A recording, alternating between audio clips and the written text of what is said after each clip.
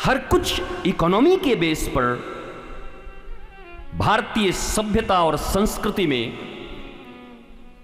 1858 के पहले जब तक मैकोले ने हमें शिक्षा व्यवस्था नहीं दी थी, तब तक भारतीय परंपरा अलग थी। यद्यपि मैंने कल भी कहा था कि 1200 वर्ष कम बेसी मिलाकर गुलामी के काल हमारे हो गए, न अपनी शिक्षा व्यवस्था रह पाई, परंतु इन 100 वर्षों में गुरुकुल का जो क्षरण हुआ और जिस प्रकार की पढ़ाई एकेडमिक क्वालिफिकेशन से हमारे बच्चों को, हमारी पीढ़ियों को सुसंस्कृत करने का प्रयास किया जा रहा है, वो सुसंस्कृत तो नहीं हो रहे, कुसंस्कृत जरूर हो रहे हैं, विकृत जरूर हो रहे हैं। संस्कृति के जगह विकृति फैली। मैं आज पुनः एक बार धन्यवाद देना चाहूंगा भारतीय सरकार को, जिन्होंने शिक्षा नीति को परिवर्तन करने की दिशा में अपना महत्वपूर्ण कदम बढ़ाया है, पर आमूल चूल करना। मेरा भी ऐसा मानना है कि टोकरी में एक भी सड़ा हुआ फल रह गया तो सब सड़ जाएगा। हमारी जो प्राचीन व्यवस्था थी, वो व्यवस्था जब यहां लागू हो जाएगी, मैं सत्य कहता हूं, भागवत करने और सुनने के लिए इतना मेहनत नहीं करना होगा, इतने निमंत्रण नहीं देने होंगे। बाकी जगहों पर जैसे आपकी भीड़ है, तो आप रामचरितमानस, भागवत, वेद, वेदांत, सिद्धांत, दृष्टांत, इन सब में आपकी सहज गति होगी। बढ़िया नेस्ते प्रश्न। ए सुखदेव, परीक्षित, तुमने बड़ा सुंदर प्रश्न किया है। जीवन में सबसे बड़ा प्रश्न यही है, जिसने मृत्यु की तैयारी कर ली। ये पूरी जिंदगी क्या है तुम्हारी, ये बताओ। तुम्हारी पूरी जिंदगी एक तैयारी है, रियाज है, और उस दिन एग्जामिनेशन है। रियाज अच्छा होगा, एक संत कहा करते, जिसका रियाज अच्छा उसी का राज। रियाज अच्छा होगा तो राज होगा तुम्हारा। भगवान श्री कृष्ण गीता में इसी अभ्यास के विषय में कहते हैं, अभ्यासेन तु कौन्तेय। तो ये मृत्यु की तैयारी चाहिए। कथा कोई विधि नहीं है, कथा निधि है।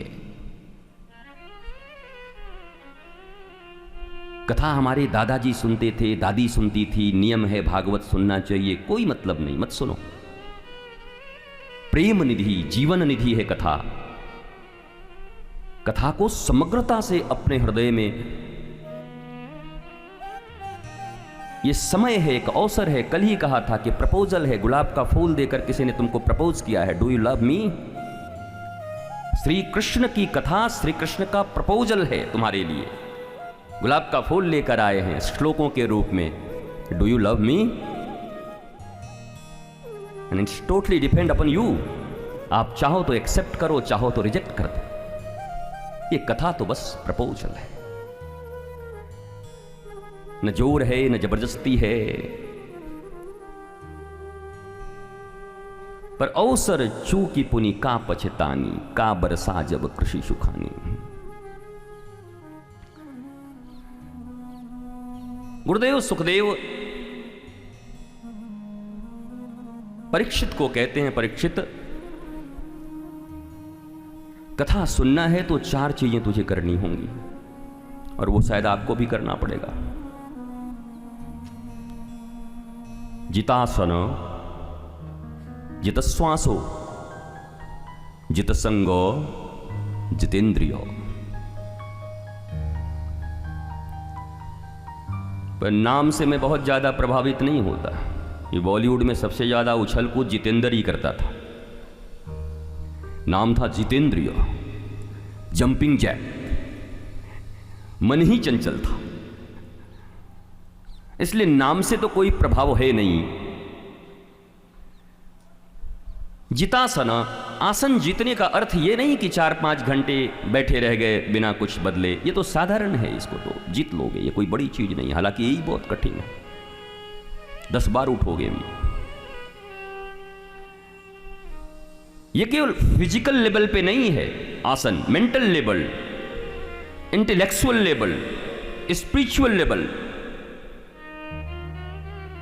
हर आसन को जीतना है। कोई ऐसे सुखासन लगा दिया और कह दिया कि गुरुजी अब सुनाइए, तो जो पंच तन्मात्राएं हैं, शब्द स्पर्श रूप रस गंध, इनके आसन कहां लगे हैं? जो पंच कर्मेंद्रियां हैं उनके आसन कहां हैं? ज्ञानेंद्रियां हैं उनके आसन कहां हैं? अंतःकरण चतुष्टय मन बुद्धि चित्त अहंकार, उनके आसन कहां हैं? केवल ये आसन नहीं है, आसन संपूर्ण जितासन। बोला आध्यात्मिक लेवल पे कौन सा आसन है? दासो हम कौशलेंद्रश्च, जीव होय श्री कृष्णेर नित्य दास, मैं उनका जन्म जन्म का दास हूं। इस भाव से श्रवण करना, यह आध्यात्मिक आसन हुआ। पर जितनी धी आधि उपाधि व्याधि सब लेकर अगर आए हो तो आसन तो नहीं लगा। उपाधियां साथ हों तो आसन नहीं लगी, स्पिरिचुअल आसन तो नहीं लगा। अब मेंटल आसन देखो, मानसिक रूप से कहां हो। फिजिकल तो ठीक है, मजबूरी में भी 2-4 लोग तो मजबूरी में भी बैठे, और हमारा इतना कड़ा आंख है, ऐसे देखेंगे तो कहें कौन इससे डांट सुने, चुपचाप बैठो भाई, खतरनाक आदमी है।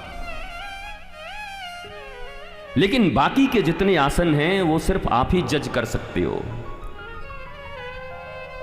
और अगर जजमेंट खराब हुआ या किसी और को ठगने का प्रयत्न किया आपने, तो ठीक वैसी बात होगी जैसे गांव के उस व्यक्ति ने कहा कि मैंने आज डॉक्टर को ठग दिया। बोला क्या किया? बोला लेफ्ट लेग मेरा टूटा हुआ था और मैंने क्या किया? बोला मैंने राइट लेग बता दिया और उसका प्लास्टर कर दिया उसने।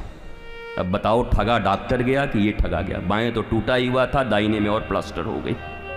ये दोनों पांव लेके बैठा हुआ है। तो बाकी जजमेंट आपको करना होगा कि आप मेंटली, स्पिरिचुअली एंड इंटेलेक्चुअली, बुद्धि का आसन क्या है अभी आपका? कहां? इंटेलेक्ट्स का मतलब बुद्धि कहां है आप? Where is your mind? अब इंग्लिश में तो माइंड का बड़ा मुश्किल है, माइंड से मन भी होगा। सब इंग्लिश वाले बड़े कमजोर हैं बेचारे, इनके पास शब्द ही नहीं है। संस्कृत के किसी भी शब्द का एप्रोप्रिएट इंग्लिश नहीं है। दैट्स वाई इतनी विकृति भी आई है हमारे जीवन में,